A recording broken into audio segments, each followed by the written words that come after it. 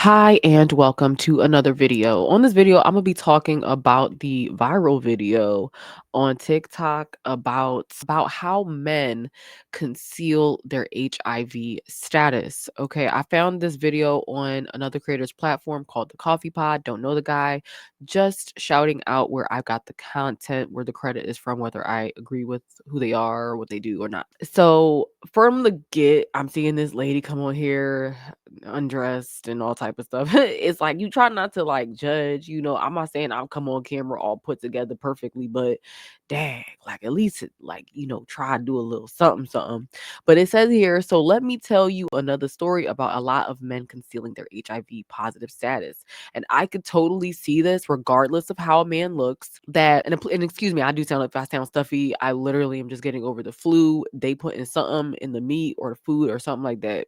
But that's a whole nother topic. But I know I know of men who are so promiscuous.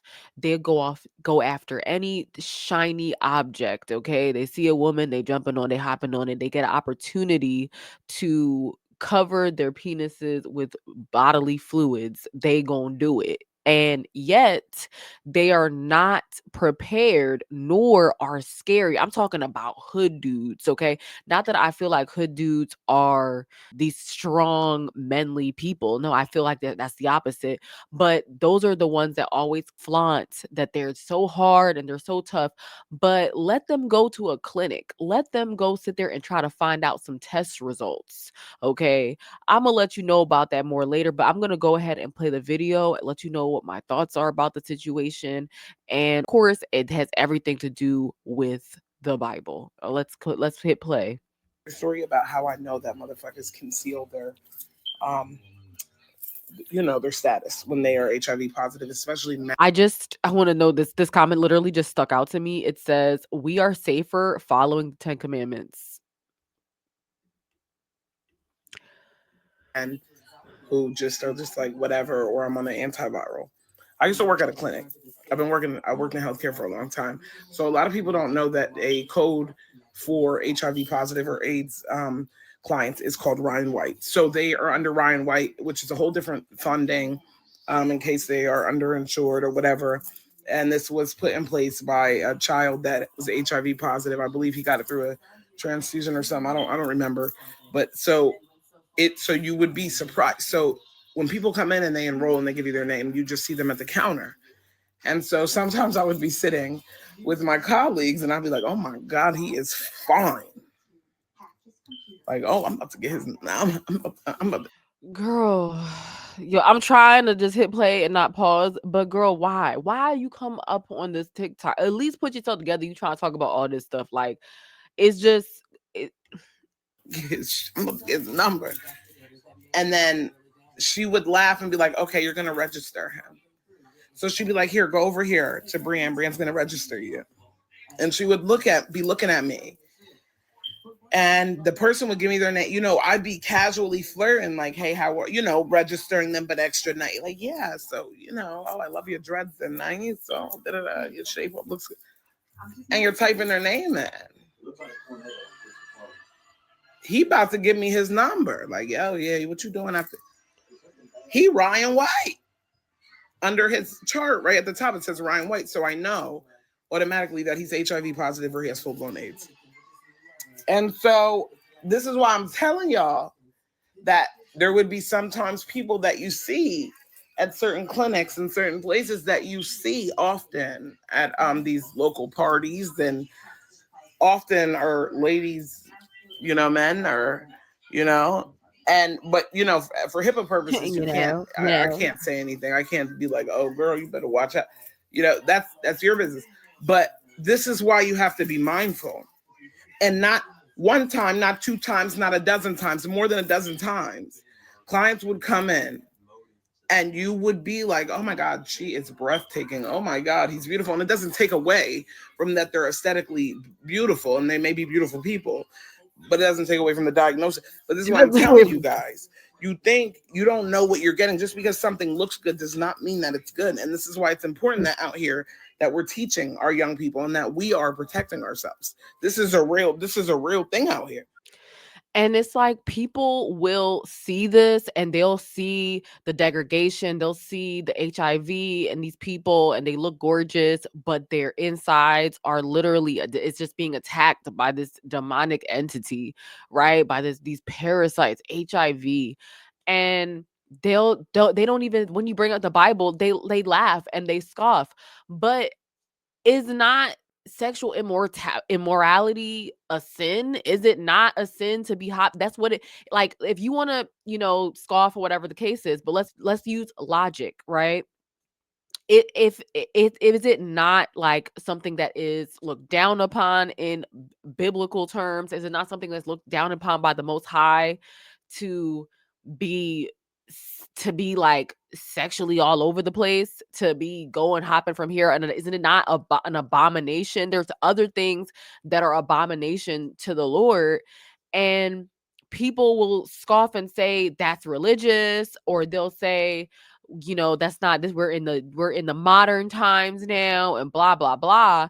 But then they're just shook by we are living in an HIV epidemic as we speak.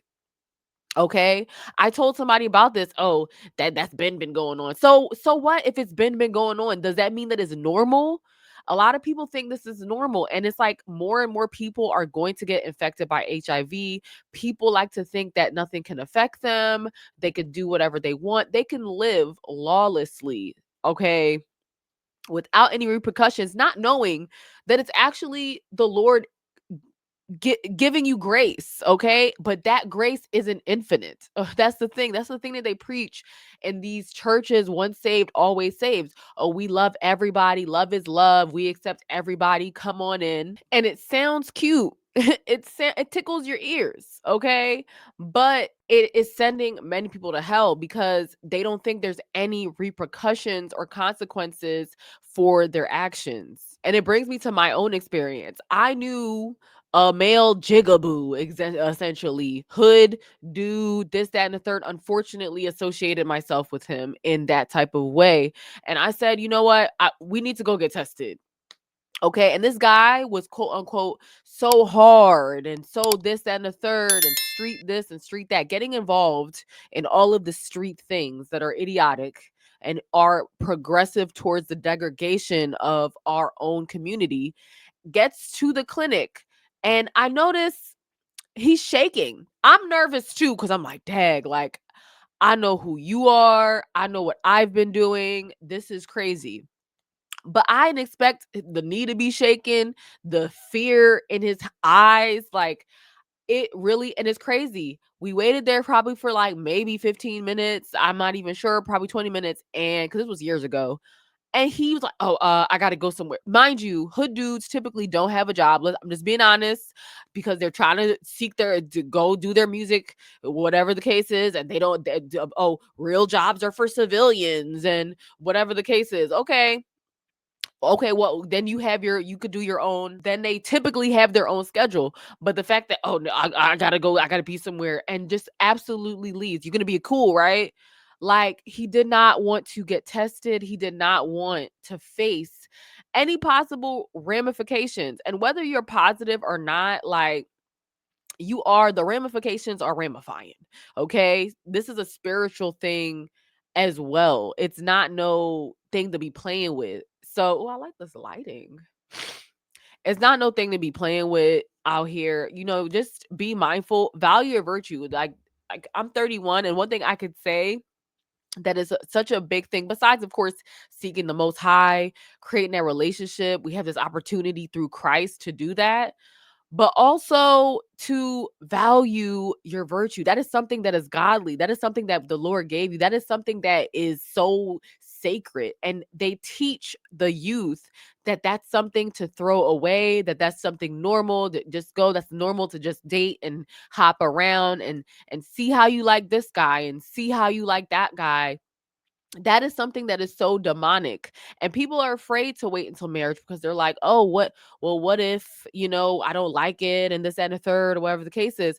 But would you rather risk giving yourself away to somebody who is not committed to you, who is not guaranteeing that they're going to even stay with you, whether you may the sex might be amazing, okay, astronomical, fantastic, but they don't mean anything if the person isn't cuffing you, if the person isn't claiming you, okay? But with all that being said, God did show me a lot through my own faults, through those clinic visits, through everything that, through all of it, and let me survive and live through it, being able to, give birth to kids and being able still be in his grace. He allowed me to write this book with my testimonies in it, just going over different things, melanated and expecting, things like birth certificates, things like epidural, things I wish I knew before becoming a mother, before making all of these major decisions, that if I had known, I would have completely avoided, or if I had listened to what he had to say, what he was trying to show me, I would not have be dealing with certain consequences that I'm dealing with today, but it could have been worse. Okay. If you want to gain tons of edifications and of course, and show your support in that way, you could check the link out. It's in the description and or the pinned comment. But of course, obviously, more importantly, please pick up your father's word, okay? Open up the pages of your Bible. Close your legs and open up the pages of your Bible. That was something that I wish I could go back in time sometimes, but I do love my kids and tell myself, like, stay away from men, stay away from women, both, okay? Focus and hone in on the most high, especially in these times. There are so many, there's a lot of jealous people out there, there's a lot of angry people out there, there's a lot of people dealing with demonic entities, because is a portal, y'all. It is something that you are letting into your body besides the biological aspect that is festering in people, okay? And all Satan needs is that little seed that he see. Oh, jealousy, he'll water it. That he follows and mimics what the Most High does. He literally just twists and contorts it and uses it for your evil. So if God is using something for your good, what is Satan doing? Okay? But with all that being said, stay sober minded out here on these spiritual streets. Peace.